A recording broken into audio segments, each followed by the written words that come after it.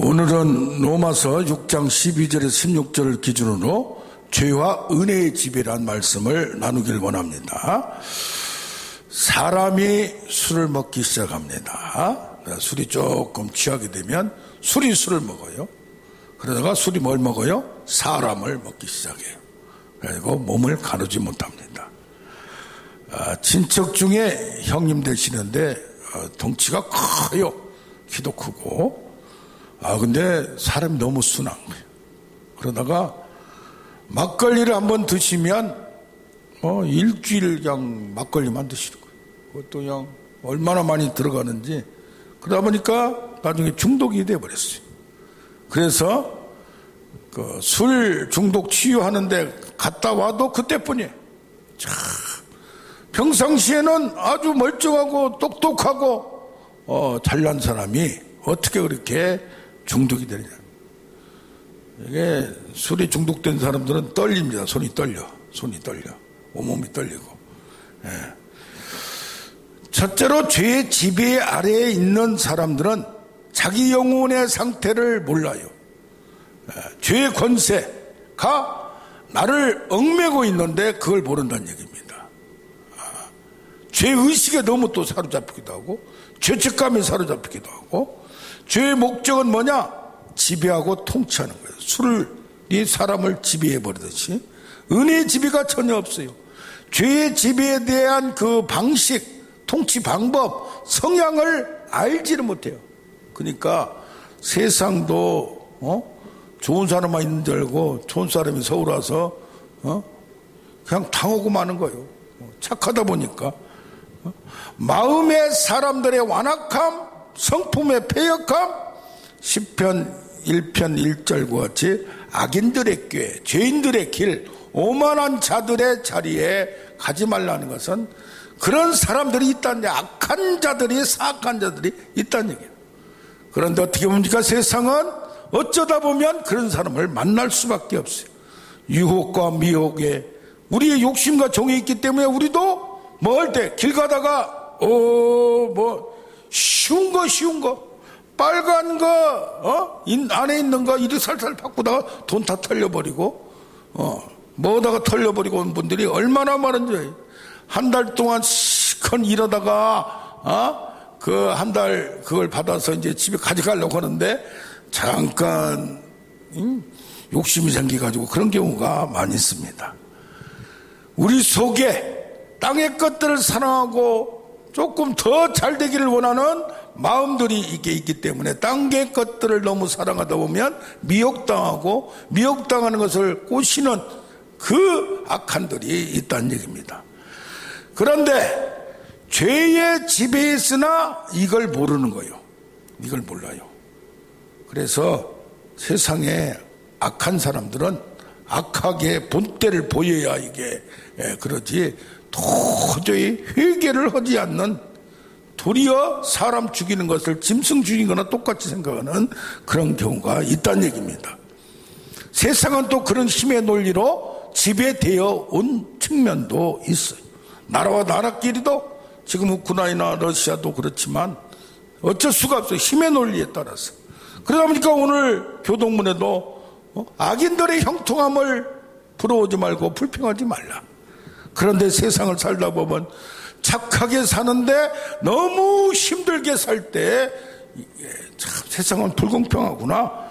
특히 권력과 재물이 없으면 그렇게 당할 수밖에 없구나. 그런 앙심을 품을 수밖에 없습니다. 그런데 죄악의 악한의 중심에 갈수록 죄악 가운데서 즐거움을 얻어야 되는데 즐거움을 얻지 못하는 경우가 있어요. 그 일말에 양심이 있어요. 행복을 못 느껴요. 마음이 편치가 않아요. 왜 그러냐? 남아있는 은혜의 흔적, 양심의 가책이란 게 있어요. 어떤 분들은 어릴 때부터 교회를 다니다 보니까 착하게 살아라, 죄 짓지 말라, 이걸 그냥 어릴 때부터 듣다 보니까 너무 새가슴이 돼가지고 그 니체는 뭐라고 그래요? 기독교가 사람 다 배렸다고 하는 거예요. 어리버리 만들어가지고 순하게 만들어가지고 그래서 어릴 때 신앙교육을 잘 받아서 덕에 나쁜 짓을 않고 그런 건 좋은데 이게 뭐냐? 죄의식에 너무 사로잡히고 죄책감에 사로잡혀서 뭐 내가 나이가 조금만 봐하면은 이거 잘못했다. 너무 어릴 때 그런 말을 많이 듣고 엄격한 부모 밑에서 또는 어머니 밑에서 그 분위기 밑에서 율법적인 신앙에서 하다 보면 그럴 수가 있다는 얘기입니다. 그래서 그런 분들이 그래도 조금 부정적인 측면이 있지만은 나이가 들면 돌아오는 경우가 있어요. 어릴 때 교회 다니다가 주위에 권투하다가 태권도 하다가 주위에 싸움꾼하고 어울려서 깡패가 되는 분이 있어요. 제가 잘 아는 분에. 아버님은 고등학교 교장 선생님이고 어머님은 권사님이고 형제들은 다 의과대학 나서 의사가 다 됐는데 이분은 그냥 그 길로 가서 한국의 최고의 주먹으로 이렇게 컸는데 나중에 어머님이 돌아가신 것을 그걸 가보지 못한 거예요. 그래서 내가 어머니가 아버지 돌아가신 건 둘째치고 어머니 때문에 못을 박았는데 나 혼자 때문에 막내 때문에 그래서 죽어버리려고 혀를 확 깨물었는데 피가 흘려서 독방에서 만난 예수님. 그러면서 의식을 잃고 오는데 어머니가 부른 거예요. 영혼아 영혼하고 부른 거예요. 예, 할렐루야. 예? 이러면서 다시 예수를 만나게 되고 어떻게 되냐면 지금 목사님이 돼서 말씀을 잘 전하고 있는 걸 봅니다. 자, 신자 안에 남아있는 죄성. 그런데 뭐요? 이게 좀 깊은 악의 세계에 갔다 온 분들, 깊은 주목의 세계에 갔다 온 분들이 뭐 쉽게 이렇게 변하지가 않아요. 성품이 변하지가 않아요. 좀만 뭐 하면 그냥 이게 나오기 시작해요. 예. 그러니까 뭐 누구 무슨 촌 또 누구 뭐 조 누구 뭐 또 뭐 이런 분들 많이 있지 않습니까? 많이 걸려 오래 걸려요. 연단이 많아요. 끝까지 하나님을 추적하세요. 그래서 거꾸로지게 만든 걸 봅니다. 사람이 변화하는 게 쉽지가 않아요. 그래서 뭡니까? 신자 안에도 남아있는 죄성이 있다는 얘기예요. 왜 그렇습니까? 하나님을 의지하게 만들려고, 하나님 아니면 살지 못하게 만들려고 자기 힘으로 주먹으로 악의 그 버릇을 못 고치다가 결국 폐병 걸려서 무릎 꿇게 되고 결국 망신창이가 되어서 무릎 꿇게 되는 경우가 하나님의 은혜는 결국 그 악한 자들도 승복시키고 굴복시키는 은혜의 승리가 있음을 바라봅니다. 그러면서 그들이 어떻게 돼요? 거룩함을 사모하게 돼요. 이렇게 하려면 뭐예요? 시간 자기가 원하지 않으면 뼈저리게 느끼지 않으면 그 악의 버릇을 고치기가 쉽지 않은 거예요. 그러니까 나무집을 다시 건너가고 주먹을 써서 쉽게 돈 벌려고 하고 쉽게 살려는 그 죄의 집이란 얘기는 악의 집이고 하나님을 떠나는 거고 쉽게 살려고 하는 건 쉽게 살려고. 그러나 믿음의 방법은 좁은 문입니다. 은혜 안에 있는 두 번째 은혜 안에 있으나 아직도 죄의 성향을 버리지 못하고 악의 습성을 버리지 못하는 우리들을 봅니다. 거기서 즐거움을 찾습니다. 은혜를 원하나 죄의 그 생각 구조를 깊게 생각하지 못해요. 내가 예수 믿었으면 내 마음대로 이제 사는 거다. 내가 그래서 그 악의 습관이 나를 얽어매고 나를 지금 이 생각을 구조를 나를 그렇게 끌고 가는 것을 모른다 이 말이에요. 버려나 알지 못하고 수단과 방법을 분별하지 못하는 경우가 있습니다. 어떤 분이 전도하려고 은혜 받고 청년이 상려촌에 갔어요. 상려촌에 갔더니 아가씨가 어이고 예수 선생님 오셨네? 예수쟁이야? 우리 아빠가 목사였어. 성경 좀 읽었어? 주석 좀 봤어? 나는 봤어. 그러다 보니까 불쌍한 생각이 드는 거예요. 이런 얘기 저런 얘기 하다가 아니 나 마수도 못했는데 그냥 갈 거야? 하다가 거기서 넘어졌다는 얘기를 들은 적이 있어요.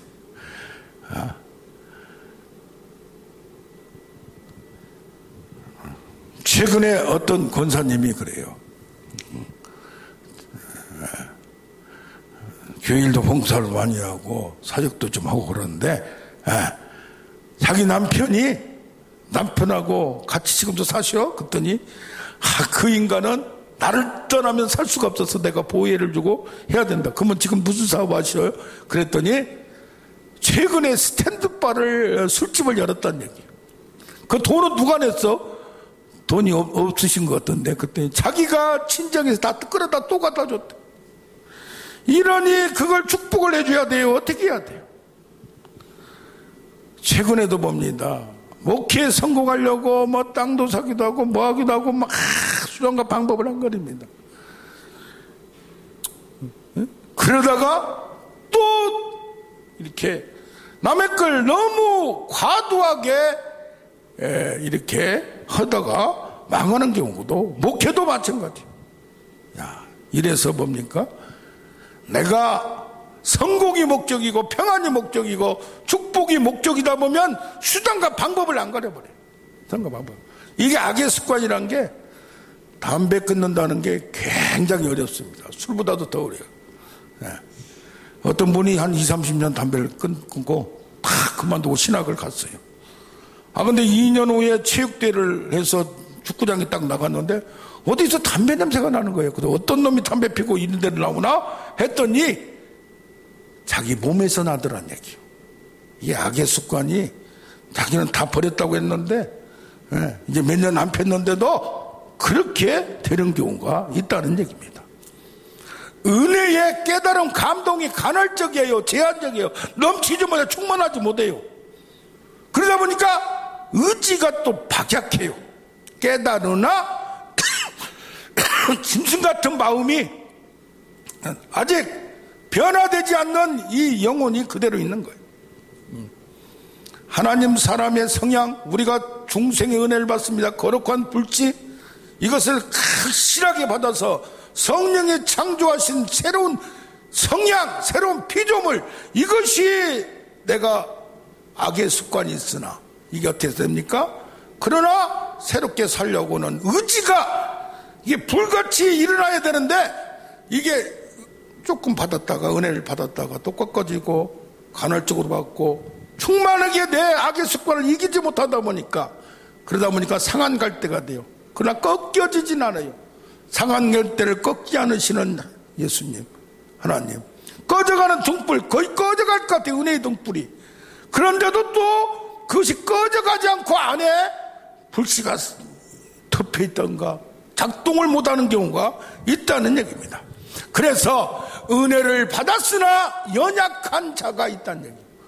은혜를 내가 체험했으나 이제 하나님의 백성으로 자녀답게 살려고 하나 약해서, 마음 약해서 뭐 잊지 못했네, 그런 뭐 노래도 있지만은 삶의 목적이 어디다, 성공에, 자기만족에, 축복에 자기가 주인 되다 보니까 하나님의 능력을 못 믿어요. 죽으면 죽으리라 결단을 하고 분별을 해야 되는데 은혜의 강력한 체험이 없어요.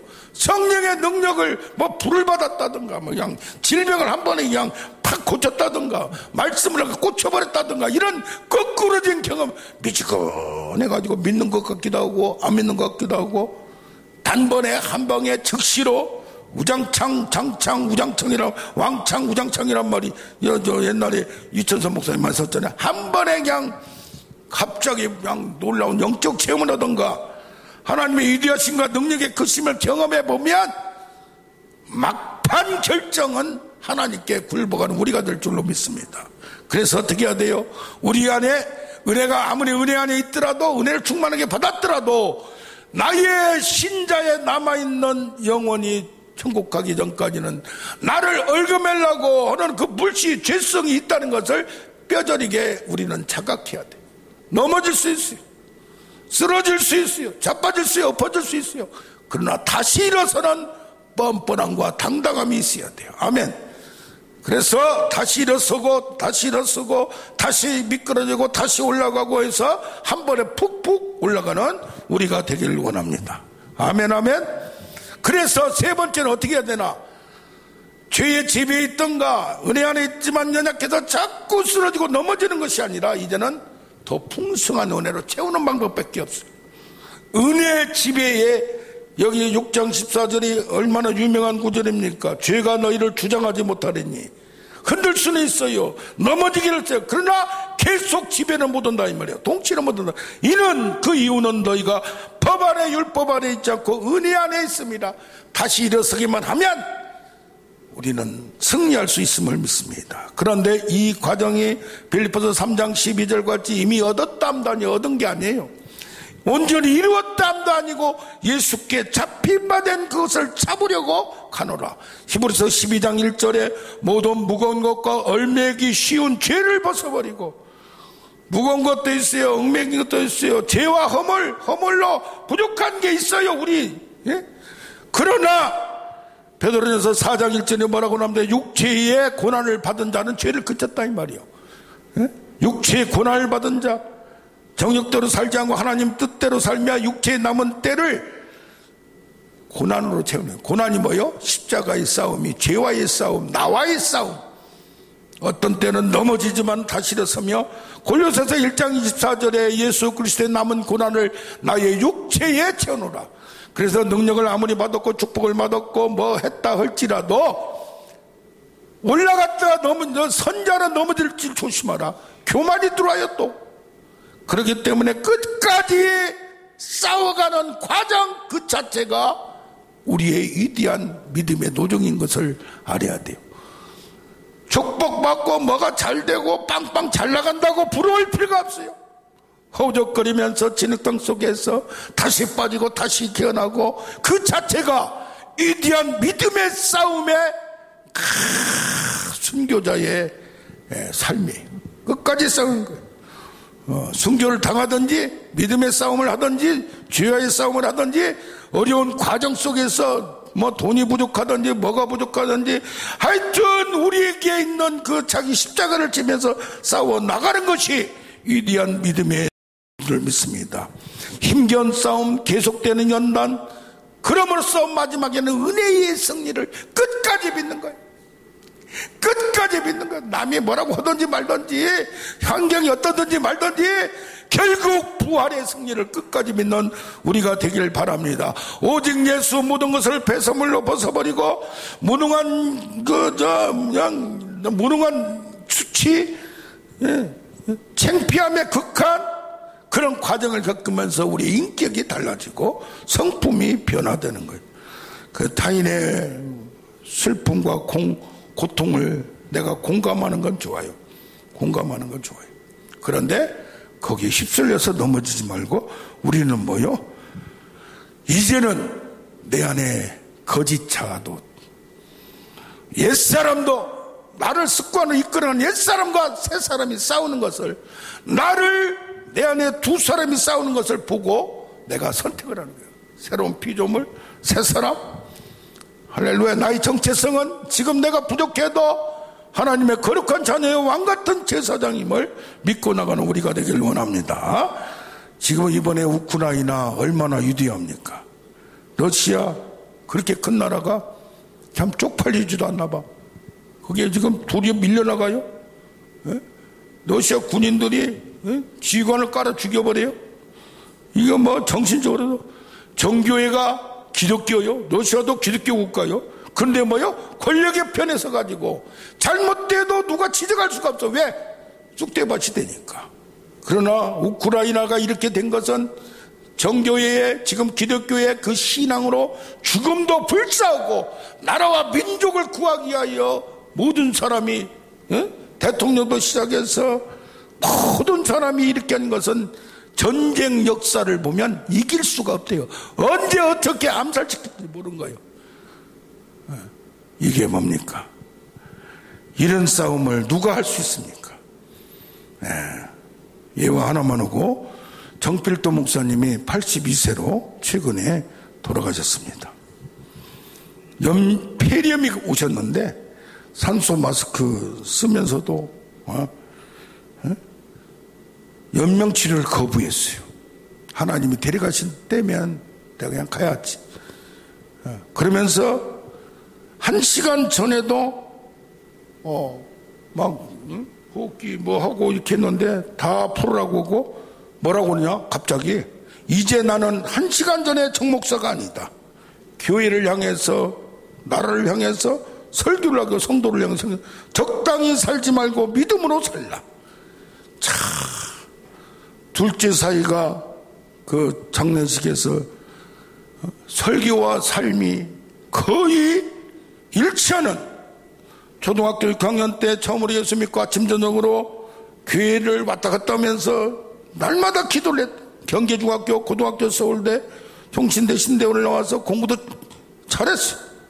그런데 모든 것이 내가 다 할 수가 없다. 어디로 갈까 했더니 부산이 가본 적이 없는데 거기 하나님이 보내주신 줄 알고 5명 데리고 개척을 해서 지금 부산을 성시화시키고 3만 명 이상의 성도를 만들었고, 그리고 또 후임도 잘하면서 이게 잡음이 없었어요. 이분이 이름도 필도 도를 전한다 해서 바꿔버리고 무릎으로, 머리도 좋은 분이 무릎으로 싸웠어요. 대형교회 뭐 집도 차도 다 교회명이요. 야, 이렇게 그동안 많은 대형교회 목사님들이 있지만 죽음의 순간을 보여준 사람이 없어요. 그런데 꼼짝 못하다가 죽기 얼마 전에 1시간 전에 병 목사가 아니다 하면서 거의 숨을 말할 수 없는 상황에 설교를 잠깐 하더라 이거예요. 그 서너 시간 편안하게 돌아가 누구 계시다가 가셨다는 걸 봐요. 참 얼마나 멋있어 버려. 우리는 이런 은혜의 승리, 이런 삶이 되기를 바라보며 나아가기를 원합니다. 우리